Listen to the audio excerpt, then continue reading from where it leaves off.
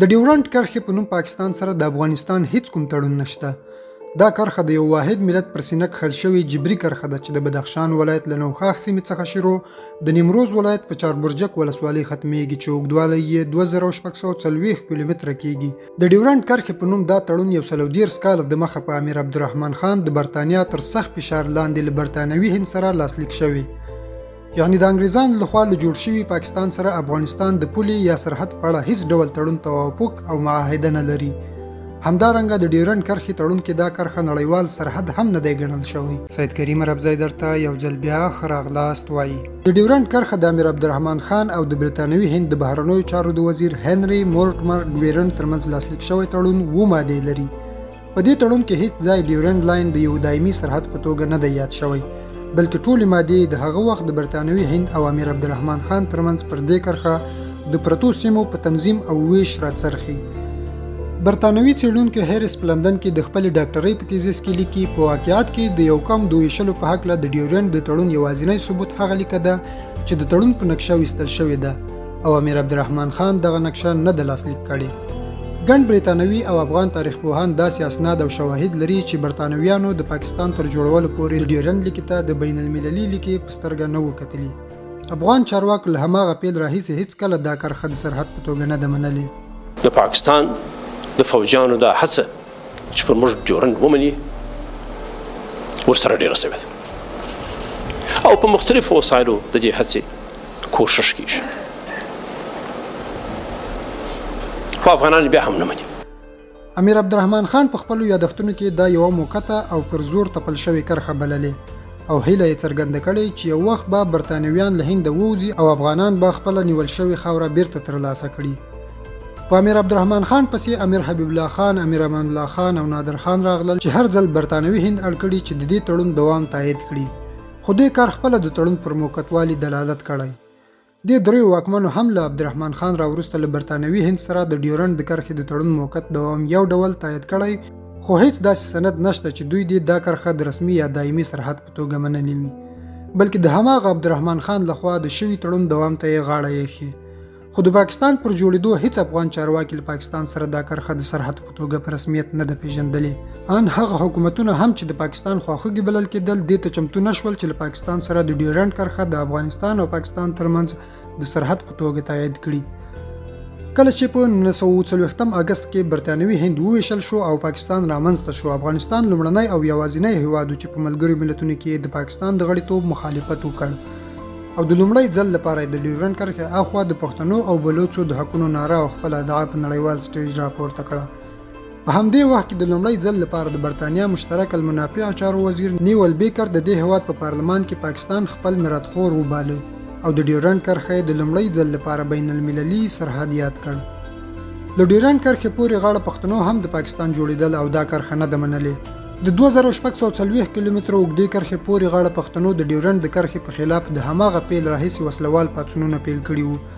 د انګریزانو چاونۍ یې وسوځولې او کله چې پاکستان جوړ شو د باچا خان په مشرۍ د کوزو پښتنو په میلیونونو کسانو مظاهرې او اعتراضونه وکړل او د ډیورنډ کرښې د لمنځه وړلو نارې یې پورته کړې. نن هم په کوزه پښتونخوا کې د دې کرښې خلاف احساسات پر ځای پاتې دي. د ډیورنډ کرښې ته که وګورو کیسه یې د برلین دیوال ته ورته ده. د برلین دیوال چې د دوهمې نړیوالې جګړې وروسته په 2 ټوټو تقسیم شوی وو چې د شوروي تر کنټرول لاندې ختیځ برلین څخه لویدیځ برلین ته د خلکو د تګ راتګ مخه ونیسي او د برلین ښار یې په 2 فزیکي او ایډیالوژیکي متضاد زونونو ویشلی وو. خو د 1990 کال د نومبر په 9 د برلین دیوال د ولسونو لخوا ړنګول د سوله ییز انقلاب په ترڅ کې د نړۍ په تاریخ کې یوه مهمه پیښه وبلل شوه. ویښه ولسونو تل د بیلتون کرښې ړنګې کړي دي. په عین وخت کې د افغانستان پاچا ظاهر شاه د ډیورنډ کرښې د لمنځه وړلو 3 مهم فرصتونه ضایع کړل. په 1940 کې چې د پاکستان په نوم یو نوی مملکت جوړ شو، نه له قبایلي سیمو انګریزان ووتل. د برتانوي هند ټولې چاونۍ ودانۍ پاکستان ته پاتې شوې او په دې توګه پاکستان ځان د برتانیا او افغانستان ترمنځ میراثخور هم وباله. په کابل کې د برتانیا د سفارت ودانۍ هماغه وخت د پاکستان لاسته ورغله. تاریخ پوهان په دې باور دي چې هغه وخت د افغانستان د باچا محمد ظاهر شاه لپاره یوه ښه موقع وه چې پر خپلې سیمې یې دعوه کړې وای. خو د ظاهر شاه حکومت د ناڅرګندو دلایلو له کبله یوازې په بیانونو کې دا دعوه توده وساتله او د خپلې خاورې د نیولو لپاره یې د پیاوړي پوځ په لرلو سربیره هم عملي اقدام ونه کړ. د هغه وخت د حکومت چارواکي د دې فرصت بایللو په اړه بیلابیل دلایل بیانوي، خو یو هم په سمه توګه نشي توجیه کېدی. دویم غوره فرصت چې پکې افغانستان پر خپلې خاورې دعوه کولی شوه په 1965 کال کې هغه مهال چې پاکستان په خپل ټول پوځي توان هند سره په جنګ اخته و. افغانستان په یو پراخ پوځي برید کې دا سیمې نیولی شوې، خو افغان حکومت نه یوازې د خپلې پلرنۍ خاورې د بیرته ترلاسه کولو لپاره پوځي اقدام ونه کړ، بلکې د هندوستان پر ځینو بمباریو یې چې د پیښور پر هوایي ډګر شوې وې د افغانستان لخوا اعتراضونه هم وشول. د افغانستان لپاره د ډیورنډ لاین د له منځه وړلو لپاره دریم ښه فرصت په 1991 کال کې هغه مهال و چې د پاکستان زیات پوځ په بنګال او وروسته هند کې بند شو. بنگلاديش ازادي واخیسته، خو افغانستان د محکومو پښتنو د ازادۍ لپاره په دې مناسب وخت کې هغوڅ اقدام ونه کړ. پاکستان له هر افغان حکومت څخه د ډیورنډ د کرښې د منلو غوښتنه کړې. د پاکستان له رامنځته کېدو وروسته پاکستان پر لپسې له بیلابیلو لارو د وخت پر افغان حکومتونو فشار راوړی چې د ډیورنډ کرښه دې د افغانستان او پاکستان ترمنځ د رسمي سرحد په توګه تایید کړي. دوی د ظاهر شاه او داود خان د واکمنیو پر ضد د حزب اسلامي د هغه وخت غړي لکه حکمتیار، مسعود او نور لا د کمونیستانو تر کودتا مخکې بریدونو او وسلوال مخالفت ته هڅول او دوی ته یې وسلې ورکولې. پخواني ولسمشر حامد کرزي وخت په وخت دا خبره په ډاګه کړې چې پاکستان ورڅخه په رسمي غونډو کې د طالبانو له ملاتړ څخه د لاس اخیستو په بدل کې په څرګنده د ډیورنډ کرښې د منلو او له هندوستان سره د اړیکو د پرې کولو غوښتنه کړې چې نوموړی وایي نه یې ده منلې.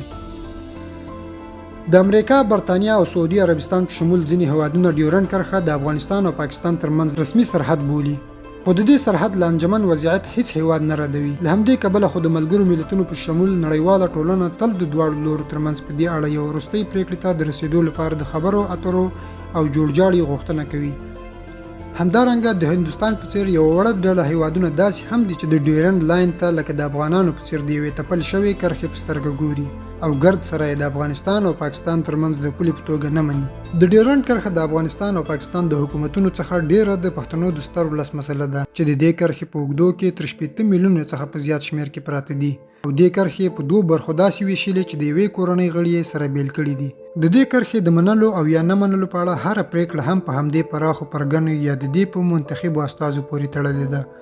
شمالي ټلواله افغان حکومت، پاکستاني پوځ او نور لوري د دې پولې د منلو یا تایید واک نه لري. د نړیوالو حقوقو له مخې په سیمه کې یو پراخه او عادلانه ټولپوښتنه د دې کرښې برخلیک ټاکلی شي، د کومې ټولپوښتنې لپاره چې اوس شرایط نه دي برابر. همدارنګه د افغانستان د نورو وروڼو قومونو اخلاقي مسؤلیت دا دی چې د دې کرښې پر ضد د پښتنو داعیې ملاتړ وکړي.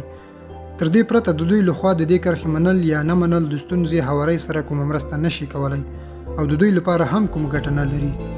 آیا د ډیورنډ کرښې د معزلې حل شته؟ ولې نه؟ لکه مخکې مو چې وویل که په سیمه کې دا شرایط رامنځته شي چې د کرښې دواړه غاړه میشت پښتانه چې دې کرښې ویشلي په بېطرفه او آزاده توګه خپله اراده څرګنده کړی شي او د هغوی ارادې ته درنښت تضمین شي، کولی شي د دې کرښې په اړه یوه دایمي پریکړې ته لاره هواره کړي. البته افغان حکومت د کوزو او برو پښتنو د یوې لویې جرګې په ترڅ کې د دې کرښې په اړه بحث او خبرې پیلولی شي چې ښایي اوږد وخت ونیسي څو پریکړې ته ورسیږي. هیله ده معلومات مو خوښ شوي وي. که معلومات خوښ شوي وي له خپلو نورو افغانانو سره هم شریک کړئ. د دې معلوماتو شیر کول اړین دي چې تر هر افغان پورې ورسیږي.